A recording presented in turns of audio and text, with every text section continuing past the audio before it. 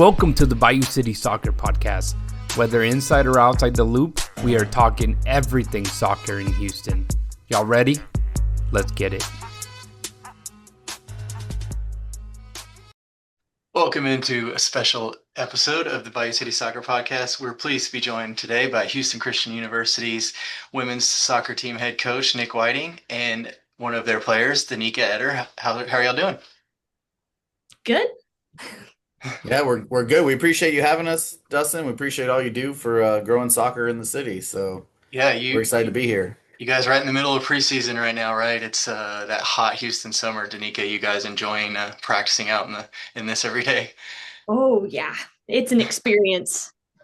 It's something that can kind of help you guys, right, Nick? That like you're training this 100 degrees every day, and then when fall comes, it's a cakewalk, right? Yeah, well, it stays hot here for so long, but yeah, it helps them so much, and they've done. You got to be obviously careful managing their workloads and everything, but they've done a great job so far, and you kind of see like once you leave the city, like the benefits that it gives us when we play, teams on the road because it's like our fitness levels just stay up, and they're able to go, late in the games, we're still able to keep pushing and still keep grinding despite being tired. So they've worked so hard so far this preseason, so it's been great.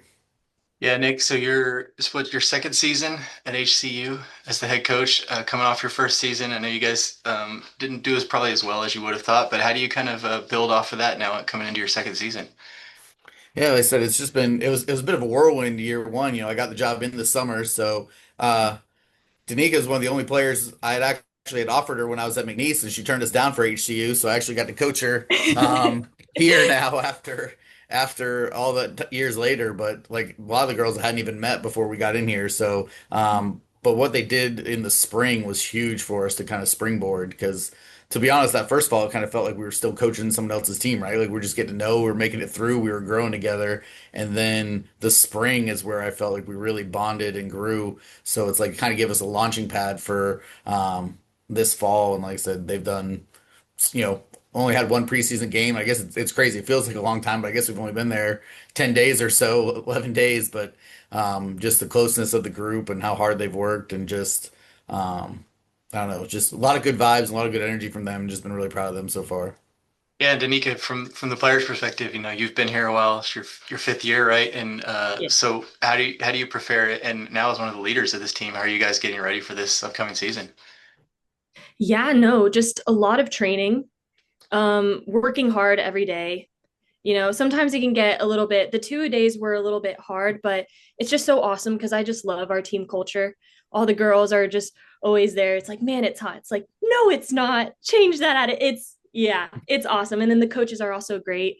They're always telling us to just take care of ourselves. But it also comes with going to the training room, doing treatment because it is a lot on your body, especially as an old me. So yeah, it's been good though. Old you at like what, 22? Oh, 22. I'm the great grandma of the team.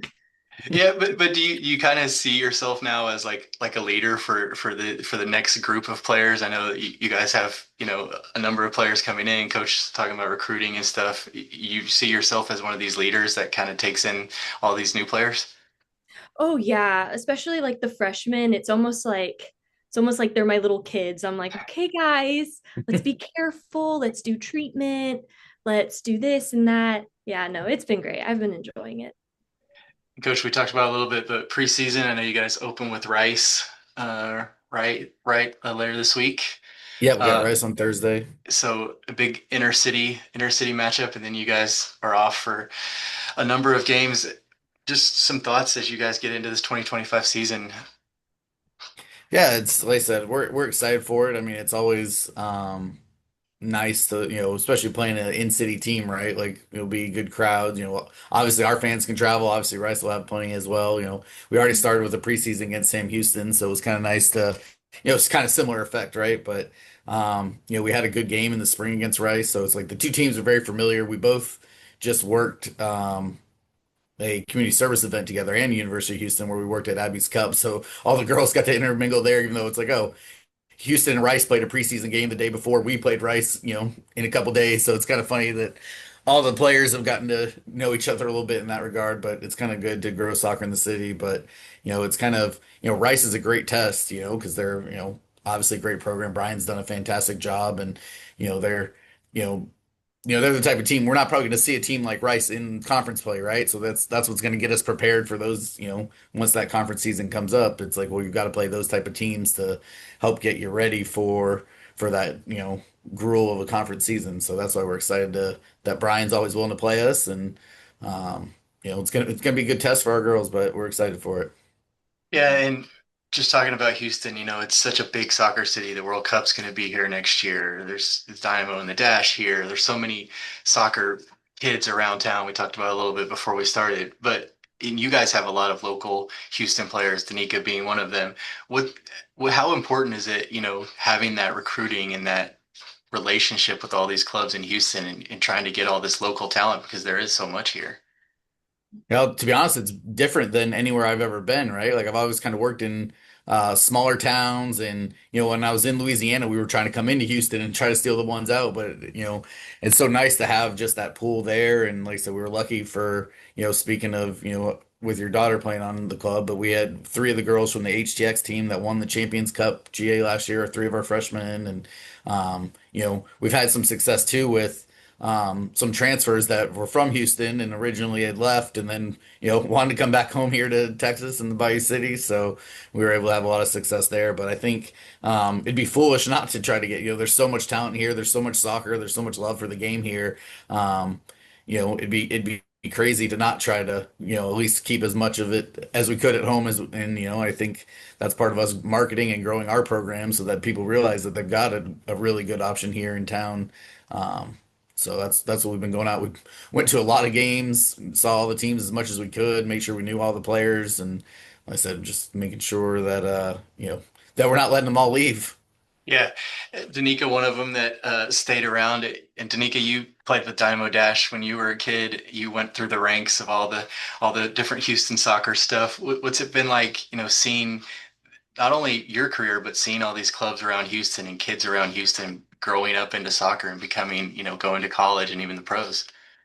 Yeah, no, I mean, it's crazy because like I said, I was in this club since it was Rush, then it changed to Dash, now it's HTX, and even now I'm still involved with the clubs. Every once in a while, they'll invite me to come and like help coach the kids, and it's actually crazy because my freshman year they opened up a place in Siena, and it was so small. I mean, we barely took up half of a soccer field, and now 5 years later we're taking up like 6 soccer fields, and it's insane and crazy, and it's wow. And also just seeing like the little kids that I used to coach and they're growing up now like 4 years later, it's weird. It makes me feel like an old person, but it's been super cool.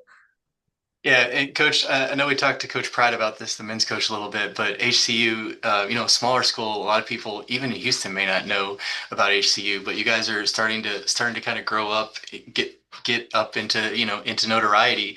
How do you see the program as you guys are growing this, especially in your second year? How do you see the program growing and getting bigger? Yeah, I think it's a school, and I'm sure Ryan said too. I think the school itself has so much potential, like they're trying to grow the university, like it's going to be their biggest enrollment as a class. We're eventually trying to grow it to like 10,000 students. So right now it's probably about half of that. But they've got good plans, and President Sloan's done a great job. But so is athletic director Steve Maniaci. Like there's a lot of room for growth here too, which is awesome. Like the athletic department has been really helpful in that regard. But like I said, I think our goal is, we're trying to start with little things first. And like we've done a lot of upgrades on the facility. Like we're trying to make it with a lot of the branding and all that, so it looks great out there. And like I said, part of it's like you said, putting our name out there, like going all talk about these big clubs, going to Albion games, going to Challenge games, going to HTX games, and all the other Rise games, and all the teams in the city, like making sure they know that we're an option for them. But I think in Texas, there's so many kids. Like I think when I look at the Southland, like I think we've got one of the most desirable situations in our league, right? Like we're in Houston, like so we're in the best city in our league, and then our school, like itself, the university is fantastic. And like I said, it's so nice to be in like a soccer area, like where people love it. And I think, like I said, we've already done well. The girls crush it academically. We finished top 30 in D1 in the United Soccer Coaches does the Team Academic Award, and we were top 30 GPA out of 350 teams. We're one of the only ones to get like the team. We were one of like seven D1 teams to get the Team Ethics and Sportsmanship Award. Now we got to start turning those into wins on the field, but at least we're getting the name out there and growing the program in a lot of other ways as well, which has been exciting. Yeah, and Danika, I know you've been here for a while and you've probably seen the school grow like crazy in the time you've been there. But even like as student athletes, you guys have there's transfer portals, there's NIL, there's all this different stuff that has come along. What's it been like being a student athlete at HCU as you guys have seen the school grow like it has? Yeah, I mean, no, it's actually insane because you walk around campus and you get to meet all these new like athletes and whatnot, and it's like I'm a fifth year now, and I'm like, oh, hey, are you new here? And they're like, oh, well, I came here 2 years ago, and I'm like, oh, I haven't seen you around. I mean, there's just so many new people coming in, coming out, but I don't know. I think it's great because then you get to meet everyone from like different states, even countries. I mean, it's awesome to be a student athlete here. And Coach, I know we talked about you guys got one exhibition under your belt as you get the season going.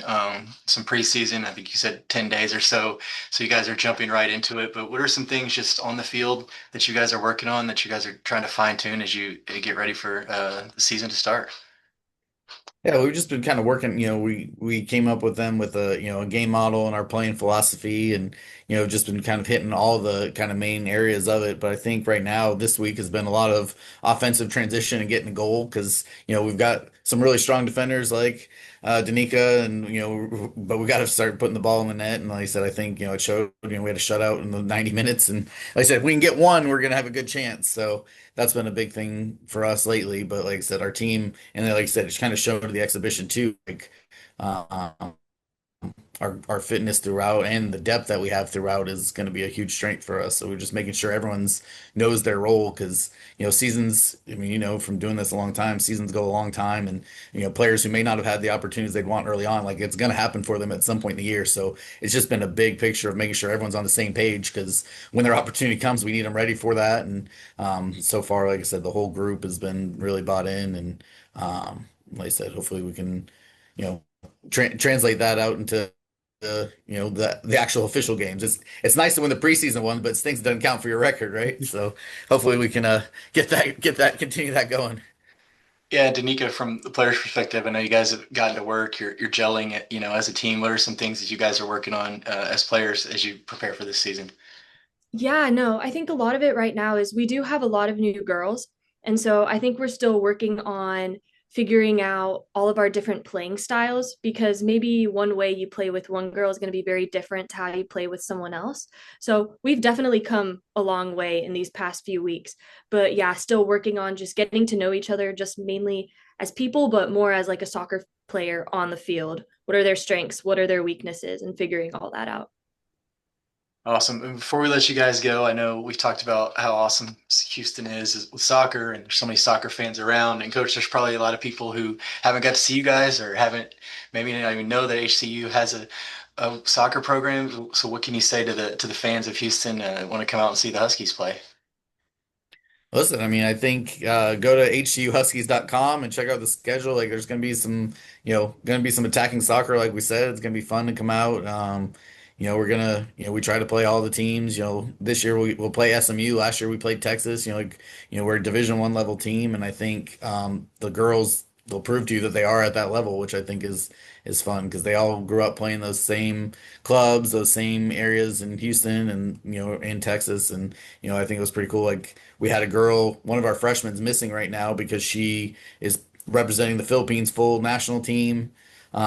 We've got two girls from last year's team that are playing in the top league in Mexico, so they're professional soccer players. One played for Mexico U23s the other day. Like there's good soccer here, and we want you to come enjoy it. And games are free, which is also awesome. So bring your little ones, come out and enjoy it.